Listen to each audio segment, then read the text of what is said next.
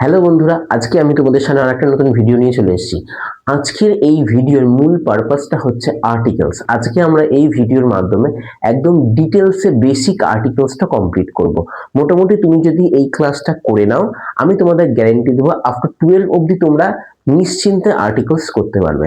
দেখো, আর্টিকেলস করার জন্য মোটামুটি আমাদের মানে তো অবশ্যই জানতে হয়, সেটা বড়দের ক্ষেত্রে। আমি যদি ছোটদের ক্ষেত্রে বলি তাহলে কি হবে, আর্টিকেলস করার জন্য কিছু নিয়ম আছে, ছোট ছোট নিয়ম, বেশি না। এত বড় বড় নিয়ম পেলে পুরো দেখো লাভ নেই। ওই খাতার মধ্যে সুন্দর করে 1 নম্বর দাগ দিয়ে 2 নম্বর দাগ দিয়ে কোনো লাভ হবে না। আগে বুঝে নাও, বুঝে নিয়ে নিজের নোট নিজে খাতার মধ্যে নোট ডাউন করো। দেখবে তুমি যে ওই নোটটা করবে, তুমি জীবনে ওই নোটটা ভুলবে না। তাহলে আজকে কথা না বাড়ি সরাসরি চলে যাচ্ছে আমাদের ভিডিওতে। দেখো, একদম ডিটেলস আমরা আলোচনা করবো বেসিক থেকে। আমরা আজকে করব আর্টিকেল। ঠিক আছে, আর্টিকেল। আর্টিকেল দুই প্রকারের হয়ে থাকে। আর্টিকেল দুই প্রকারের হয়ে থাকে। একটা হচ্ছে ডেফিনাইট আর্টিকেল,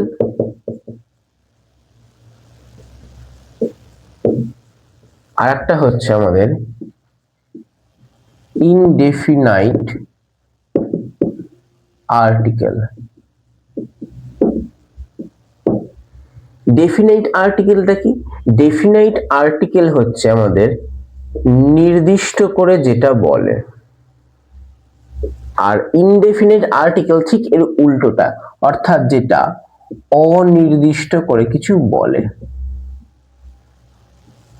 অনেকে বলবে, স্যার আমরা তো শিখে এসেছি যে আর্টিকেল মানে হচ্ছে এ, এন আর দি, তাই তো? আমরা এটা শিখে এসেছি আর্টিকেল।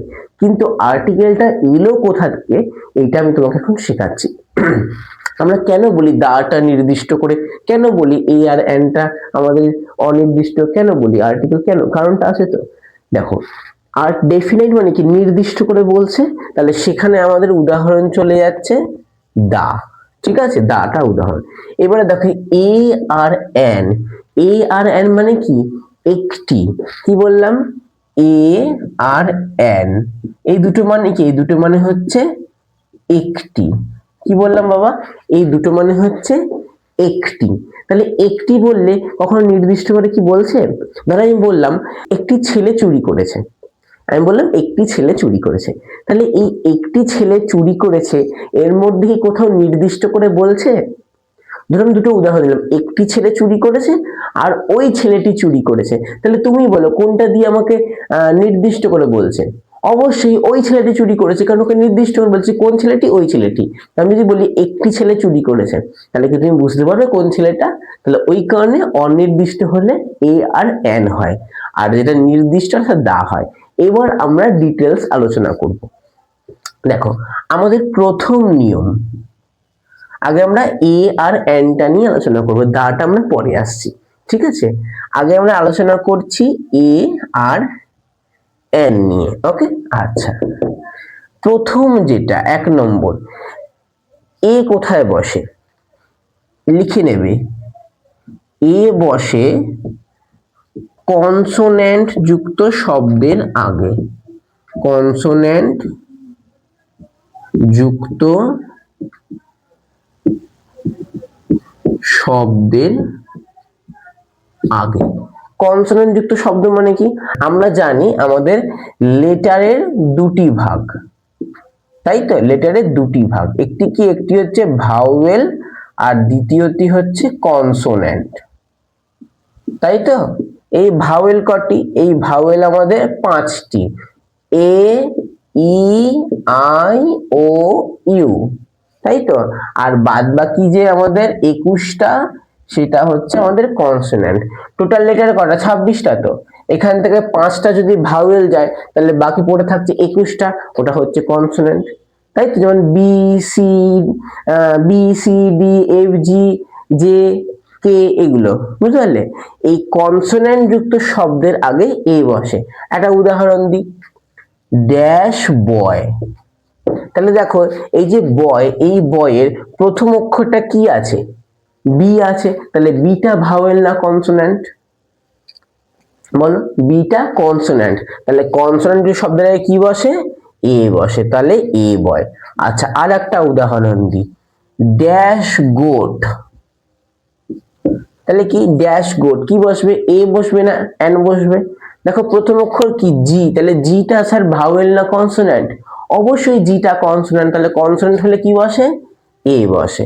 চলো আর একটা উদাহরণ দিই, ড্যাশ কার, তাহলে এখানে আমার প্রথম অক্ষরটা কি আছে, দেখো সি, তাহলে সিটা ভাওয়েল না কনসোন্যান্ট? অবশ্যই কনসোন্যান্ট, তাহলে কনসোন্যান্ট হলে কি বসবে, এ বসবে। আচ্ছা লাস্ট একটা উদাহরণ দিই, ড্যাশ লেটার, তাহলে এখানে কোনটা বসবে, দেখো এখানে প্রথম অক্ষর কি আছে এল, তাহলে এলটা ভাওয়েল না কনসোন্যান্ট? অবশ্যই এলটা কনসোন্যান্ট, তাহলে কি হয়ে যাবে এটা, এ লেটার। বুঝতে পারলে, বুঝতে পেরেছো? আচ্ছা এটা গেল আমাদের 1 নম্বর। এবার আমরা দ্বিতীয়টাতে আসছি, 2 নম্বর। 2 নম্বর কি, 2 নম্বর এবারে এন কোথায় বসে, লিখি এন বসে ভাওয়েল এর আগে। কোথায় বসে বাবা, এগুলো হচ্ছে বেসিক নিয়ম। হ্যাঁ, এন বসে ভাওয়েল এর আগে, এগুলো না জানলে কিন্তু তুমি কিন্তু আর্টিকেল ধরতে পারবে না, আগে এগুলো জানতে হবে। এন বসে ভাওয়েল এর আগে, যেমন কি আমরা ভাওয়েল জানি কোনটা, কটা, 5টা, এ ই আই ও ইউ, তাই তো? এবার ধরো আমি লিখলাম, একটা উদাহরণ দিচ্ছি, ধরো আমি লিখলাম ড্যাশ অ্যাপেল, তাহলে দেখো এখানে প্রথম অক্ষরটা কি আছে এ, তাহলে এটা ভাওয়েল না কনসোন্যান্ট? অবশ্যই এটা ভাওয়েল, তাহলে ভাওয়েলের কি বসে, এন বসে। আচ্ছা ধরে লিখলাম ড্যাশ আউল, তাহলে কি হবে বলো, ও প্রথম অক্ষর কি ও, তাহলে ওটা ভাওয়েল না কনসোন্যান্ট? অবশ্যই ওটা ভাওয়েল, তাহলে কি বসবে, এন। ওকে, তারপরে ধরো দিলাম ড্যাশ আমব্রেলা, লিখলাম ড্যাশ আমব্রেলা, এখানে আমাদের কোনটা হবে, ভাওয়েল না কনসোন্যান্ট? এখানে প্রথম অক্ষর কি ইউ আছে, তাহলে ইউটা ভাওয়েল না কনসোন্যান্ট? ইউটা ভাওয়েল, তাহলে কি হবে, অ্যান আমব্রেলা।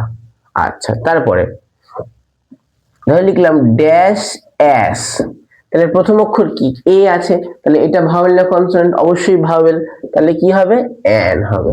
আচ্ছা ধরে লিখলাম ড্যাশ ইঙ্ক পট, তাহলে এখানে কি হবে, প্রথম অক্ষর কি আই, তাহলে আইটা ভাওয়েল না কনসোন্যান্ট? অবশ্যই ভাওয়েল, তাহলে কি হবে, এন। আচ্ছা দেখলেন ড্যাশ এগ, তাহলে প্রথম অক্ষর কি ই আছে, তাহলে ইটা ভাওয়েল না কনসোন্যান্ট? অবশ্যই ইটা তোমাদের ভাওয়েল, তাহলে ভাওয়েলের আগে কি বসে, এন বসে। আচ্ছা আশা করি এই নিয়মটা বুঝতে পেরেছো। এই দুটো নিয়ম না জানলে কিন্তু আমরা আর্টিকেলস এর ভিতরের বিষয়ে ঢুকতে পারবো না। প্রাথমিকভাবে এই দুটো নিয়মকে আমাদের মনে রাখতে হবে, এটা নিচু ক্লাসও এমনকি উঁচু ক্লাসও। ওকে, আচ্ছা এবার আমরা একটু ব্যতিক্রমী নিয়মে আসি। ব্যতিক্রমী নিয়মটা কি বাবা, দেখে নাও। ধরো 3 নম্বরটা মনে রাখবে, ধরো এইচ এর উচ্চারণ, এইচ এর উচ্চারণ যদি অ আ অথবা ভাওয়েলের মতো উচ্চারিত হয়, উচ্চারিত হয়, তাহলে তার আগে কি বসে, এন বসে, এন বসে।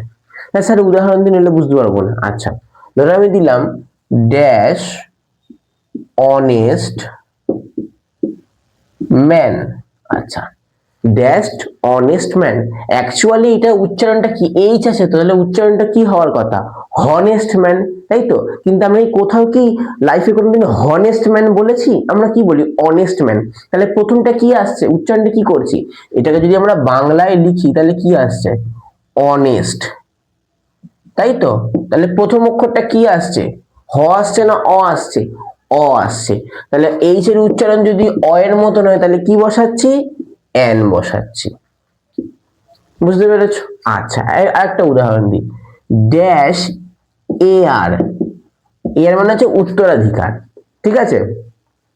এবার এখানে বললো তো আমাদের এখানে এ বসবে না এন বসবে, দেখো এখানে এইচ আছে, কিন্তু এইচ এর উচ্চারণটা কি আমরা করছি, আমরা কি বলছি, হেয়ার বলছি না, এ আর বলছি, তাই তো? কি বলছি আমরা উচ্চারণটা, এ আর বলছি, তাহলে প্রথমটা কি আসছে, এ আসছে। তাহলে কি বলেছে, এইচ এর উচ্চারণ যদি এইচ এর মতো না হয়ে যদি হ্যাঁ ভাওয়েলের মতো হয় তাহলে কি বসবে, এন বসবে। তাহলে কি হবে, এন এয়ার। বুঝতে পারলে? আর একটা উদাহরণ দিই, ড্যাশ আওয়ার মানে ঘন্টা। তাহলে এখানে দেখো এখানেও এইচ আছে, তাহলে এইচ এটা তো হওয়ার কথা, হাওয়ার হওয়ার কথা, তাই তো আমরা কি বলি আওয়ার, কি বলি আওয়ার। তাহলে এখানে কি এইচ এর উচ্চারণ হচ্ছে না, এইচ এর উচ্চারণটা কিসের মতন হচ্ছে, আওয়ার। প্রথম অক্ষরটা কিসের মতন হচ্ছে, আয়ের মতন হচ্ছে। তাহলে আয়ের মতন হলে কি হয়, এইচ এর উচ্চারণ যদি আয়ের মতন তাহলে কি হয়, এন বসে। তাহলে কি, এন আওয়ার। বুঝতে পেরেছো? আচ্ছা, দুটো জিনিস দিই, বলো তো এইটা ড্যাশ হর্স, এটা কি হবে বলো, এ না এন? একদম ঠিক, এখানে কিন্তু এ বসবে। কেন স্যার এ বসবে, যারা বুঝতে পারলেন আমি বলে দিই। দেখো এটা কি আছে, হর্স, উচ্চারণটা কি করছি, হর্স। তাহলে এই ছেলে উচ্চারণ হ আসছে তো, প্রথমটা হ আসছে তো, ওই হ এলে কিন্তু হবে না, হ এলে কিন্তু সেই কনসোনেন্টের নিয়মে চলে যাবে। যখনই এইচ এর উচ্চারণটা অ আ বা ভাওয়েল যুক্ত শব্দের মতন হবে প্রথমটা, তখনই আমাদের এন বসবে। ক্লিয়ার? মাথায় কনসেপ্ট ঢুকেছে? আচ্ছা, পরবর্তী ব্যতিক্রমী নিয়মে আসছি, 4 নম্বরে আসছি। ধরো তোমার কোনো শব্দের প্রথম উচ্চারণ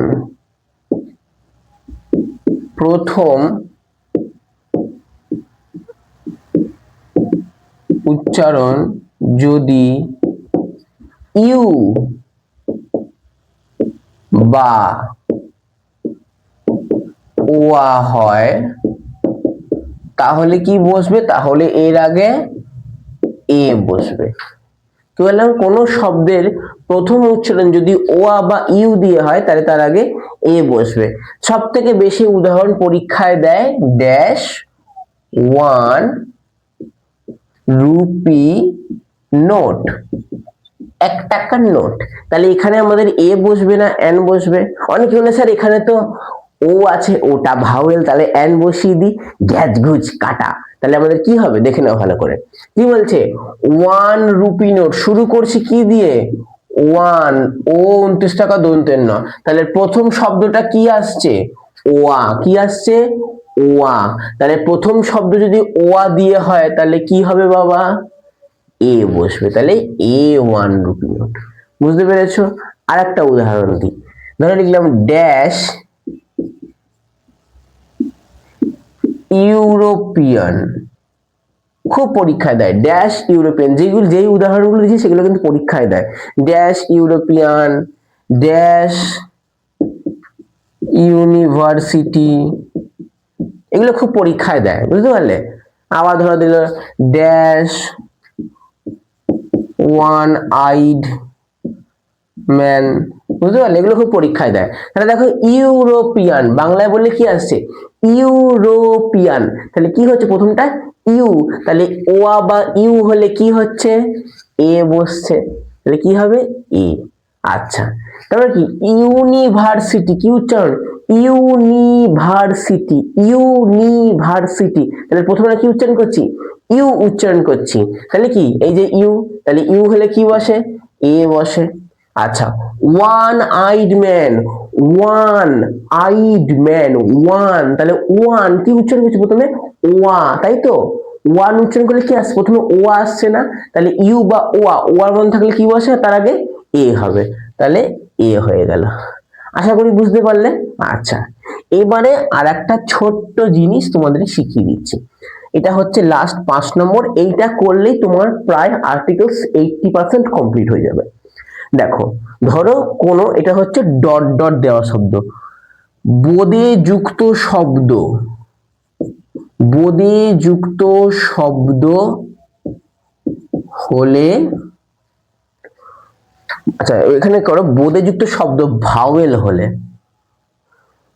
বোদে যুক্ত শব্দ ভাওয়েল হলে এন বসবে।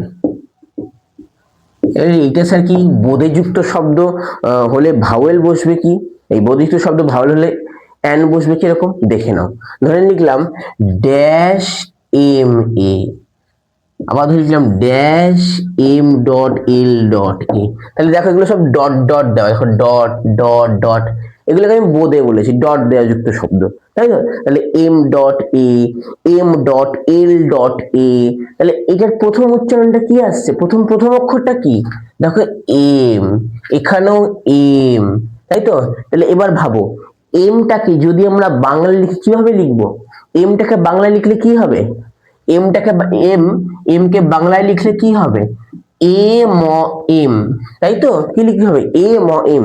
তাহলে এম এর প্রথম অক্ষরটা কি আসছে, এখানে ভালো করে বুঝছো, এম এর প্রথম অক্ষরটা কি আসছে, এ আসছে। তাহলে এবার ভাবো এটা ভাওয়েল না কনসোন্যান্ট, এটা ভাওয়েল, তাহলে কি বসবে, N M A, N M L এ। আর একটা উদাহরণ দিই, আচ্ছা আমি এই দিকটা একটু মুছে দিই, আমারই মজা লাগে তোমাদের শেখাতে। আচ্ছা ধরো আমি লিখলাম dash S S S B, তাহলে এখানে কোনটা হবে, দেখো প্রথম অক্ষর কি আছে এখানে, দেখো প্রথম নিয়ম কি, ডট ডট আছে, মানে 5 নম্বর নিয়ম চলে আসবে, বোধে যুক্ত শব্দ ভাওয়েল চলে আসবে। আচ্ছা প্রথম শব্দ কি ভাওয়েল, ভাওয়েল না এস আছে, ভালো করে বুঝে নাও, ভাওয়েল থাকুক কনসোনেন্ট যাই থাকুক, প্রথমটা কি এস আছে, তাহলে এসটা যদি বাংলায় লিখি কি হবে, এ দন্তে স এস, তাই তো? এবার এই এস এর প্রথম অক্ষরটা কি, দেখো এ আছে, তাহলে এটা কি ভাওয়েল না কনসোনেন্ট, এটা ভাওয়েল, তাহলে ভাওয়েল হলে কি হবে, এন বসবে। আমাদের বেশিরভাগ ক্ষেত্রে এই বোধে যুক্ত যে শব্দগুলো হয় বেশিরভাগ ক্ষেত্রেই এন বসে, ঠিক আছে? কারণ যে কটা শব্দ প্রথমে দেওয়া থাকে সবকটা শব্দ উচ্চারণ করলে আমাদের ভাওয়েলটাই এটাই বেশি উচ্চারিত হয়, ওই কারণে সবতে এন বসে। আশা করি এতটা বুঝতে পেরেছো। চলো এবার আমরা দাতে যাব। দেখো দাটা একদম একদম সোজা, দায়ের মধ্যে কিছু কঠিন নেই, দাটা একবার দেখলেই তোমরা বুঝতে পারবে। মেন সমস্যা হয় মানুষের এ আর এন এতে, ঠিক আছে? দাতে কোথাও সমস্যা অতটা হয় না, তুমি যদি দাটা মানে জানো তাহলে দাটা করতে তোমাদের বেশিক্ষণ সময় লাগবে না। দেখো তোমাকে দাটা করার জন্য যেটা জানতে হবে সেটা হচ্ছে তোমার লাইনটার মানে, বা অথবা তোমাকে যে ওয়ার্ডটা দিয়েছে সেই ওয়ার্ডটার মানে। ধরো এই দা মানে কি, দা মানে হচ্ছে নির্দিষ্ট করে কিছু বলবে, নির্দিষ্ট করে। যেটা বললাম ওই ছেলেটা চোর, তাহলে কোন ছেলেটা চোর, ওই ছেলেটা, দেখো নির্দিষ্ট করে বলছে ওই ছেলেটা, তাহলে দা। ধরে আমি বললাম আমি এখন একটা মার্কেটে যাচ্ছি, যেই যেই মার্কেটটা আমার বাড়ির কাছে, তাই তো? তাহলে এখানে আমাদের কি বসবে মার্কেট আগে, দা মার্কেট বসবে না এ মার্কেট বসবে না এন মার্কেট বসবে, এখানে কিন্তু অবশ্যই দা মার্কেট বসবে। কেন দা মার্কেট বসবে, কারণ আমি এখন নির্দিষ্ট করে দিচ্ছি আমি যেটা, আমি ওই মার্কেটে যাচ্ছি যেইটা আমার বাড়ির কাছে, নির্দিষ্ট করে বলে দিচ্ছি যে মার্কেটটা কোথায়, আমার বাড়ির কাছে, ওই কারণে দা হয়েছে, বুঝতে পারলে? এটা আমি এখানে লিখতে পারি, ধরে লিখলাম দ্য ড্যাশ স্কুল, এখানে এ স্কুল হয় কিন্তু যদি নির্দিষ্ট করে বলে তাহলে কি হবে, দা স্কুল, ঠিক আছে? আচ্ছা ধর আমি বললাম এ বয় ইজ রানিং